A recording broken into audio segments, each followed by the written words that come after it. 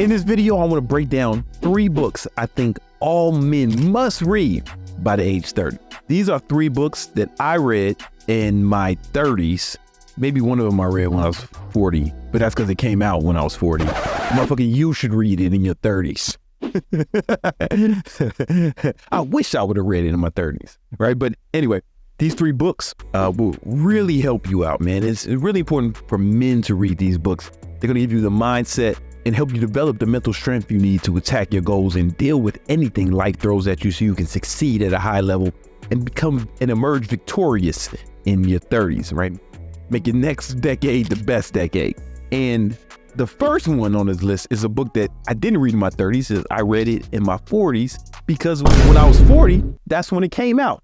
It's Discipline is Destiny by the homie Ryan Holiday. Now, Ryan didn't pay me to tell you to read this, but he did send it to me. Full disclosure, he sent it to me. You know, when you get this level of fame, notoriety, and power, authors start sending in you. You know what I'm saying? They sent it to you before they came out. I was like one of the first motherfuckers to read it. But until proven otherwise, I'm going to go out and say that I was the first black person to read this book. Until proven otherwise, I got a pre-release copy from Ryan himself. That's the homie. I have videos with me interviewing him. That's my dog. So Discipline is Destiny. The premise of this book is kind of given away in the title. And this book is about building discipline to accomplish your goals and to become a man of really high character and to accomplish more in life, right? And Ryan goes into great detail of how to develop more discipline in this book. It's definitely one of the best books I've ever read on discipline because, you know, Ryan's my favorite author and the way he writes is very compelling. And he has a way of telling stories that it leaves an impact and he gets his thoughts across in a way where it sticks with you and you remember a lot of it, you know, because of his storytelling ability. And he breaks discipline down into 3 categories. One being first, your body. And that's important because if you can't control like your actual body, then what can you control, right? You can't control outside forces. You can't control other people, but you got to at least be able to control how you move your body. And I mean, the average person does not have discipline over their body, right? The average American, 17 pounds overweight. And you would think, you know, man, it's so hard to eat right or so hard to get in shape. Is it though? Like, is controlling the amount of food you put in your mouth really is it really that difficult, right? You know, and it may be difficult for you right now because you've just been putting anything in your mouth like a whore your whole life, right? But Brian talks about how to actually develop that discipline of body, right? But also goes into discipline of mind, right? Really being able to control your thoughts and to control how you think, right? And then he ends it with discipline of the spirit, you know, and he tells a bunch of stories throughout the book. He tells stories of famous people, and sometimes you hear some of these stories, you read some of these stories, and you think, damn, I'm a punk. See, I thought I was a disciplined person until you read some of these stories about Lou Gehrig, and it's like, whoa, this motherfucker was a badass. Like, he played baseball with concussions and shit, you know. I don't know if I'm that tough, but, you know, gave me something to aspire to. And this book just really had a huge impact. I mean, one of the main points he's talking about was restraint. And it's something that a lot of people don't think about when they think about discipline. Lack of restraint is something that I've seen take down a lot of powerful men. And I've seen it take down a lot of people who had a lot of potential, right? They were succeeding. And what happens is the more you succeed, the more discipline you have to have. You know what I'm saying? The more you succeed, the more discipline you have to have, because now, let's say you become successful in some endeavor, right? Now you got different opportunities, right? Now you got different leverage, right? Now you can fuck your life up in like new exciting ways. There's new exciting ways to fuck your life up, whether it's like women and like these things can really, or just any distractions. You know, now you got access, now you got money, you got access to drugs, you got access to parties and so many things that can take you off your grind.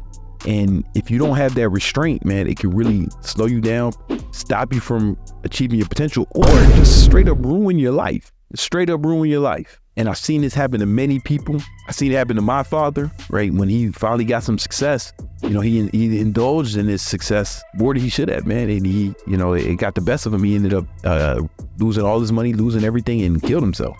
And I always think, whenever I get successful, I will not stop doing the things that got me successful, right? So I'm still waking up early. I'm still training every day. I'm still working hard every day. And even with millions of dollars, right? So I just want you to think, man, if you had millions of dollars right now, if you had my bank account, would you still wake up at 5 a.m.? Or would you be fucking with some Instagram hoes or some shit? You know what I'm saying? Most of you guys, we end up like those celebrities they find in fucking hotels with strippers and cocaine and shit. You know, that'd be you, man. If you don't feel discipline, right? Restraint. Just because you can doesn't mean you should. The next book on this list, this is the book that introduced me to Ryan Holiday's work. All these books are going to be Ryan Holiday's books, all right? But they're really powerful. He's my favorite author for a reason. And this is The Obstacle is the Way. And in this book, Ryan gives really an introduction to Stoicism. But more importantly than that, he talks about how every obstacle, everything that can slow you down or stand in your way from accomplishing your goals, you can actually use to your advantage. If you believe that, if you think about it and you look for that, right? And this is a book that I've read, I don't know, countless times. I got the pages all bookmarked and shit. And I come back to this book every time I'm going through something. I'm going through a situation. I'm going through a trial, the tribulation. Come back to this book and it kind of reinvigorates me and makes me kind of excited to take on that challenge. And because of this book, when I'm up against a challenge, I think to myself, this is not the last obstacle I'm going to encounter in my life or on my journey. And it might not even be the worst. And the better I perform during this obstacle, the better prepared I'll be for the next one. But if I fold and crumble over this, what am I going to do with the next one, right? What if the next one is worse than this? Am I going to be prepared? And that attitude has served me very well because I've encountered some big issues in my life, some big problems. But because in the past I had issues that I attacked with vigor, with that attitude, I was ready for them, right? So sometimes they're like not as big as the last one. And I'm like, man, I got this. I know exactly what it is. Or sometimes they're bigger than the last one. I'm like, all right, well, that last got to be ready for this one. Because your life's not going to be a unbroken boulevard of green lights. Sometimes I think about life and I think it seems like life is just a series of tragedies, right? And you get breaks in between them. And how you handle each one prepares you for the next one, right? And what you do in between tragedy, right? So in between tragedies, I actually work harder, try to get as much money as I can, try to get as much strength, much resources, as much mental fortitude as I can, because I know there's going to be a fucking tragedy. Something's going to happen that I'm going to have to deal with. And if you can prepare for it in time, you know, they say the more you sweat during peace, the less you bleed during war. And if there's no war, then you're just a strong ass prepared motherfucker. And that's good too. When that obstacle comes, you want to be able to look at it like, I'm going to use this obstacle to propel me towards my goals. And that's been my experience, you know. But had I not read this book ever, I'd be like, oh, fuck again. Ah, man, why can't why me, crying like a hoe, like you, right? But once you read this book, you'll stop doing that shit and you'll be like, all right, let's go. Time for me to show fucking life what I'm made of. Another book by Ryan Holiday. I mean, he's really my favorite author. Is Ego is the Enemy.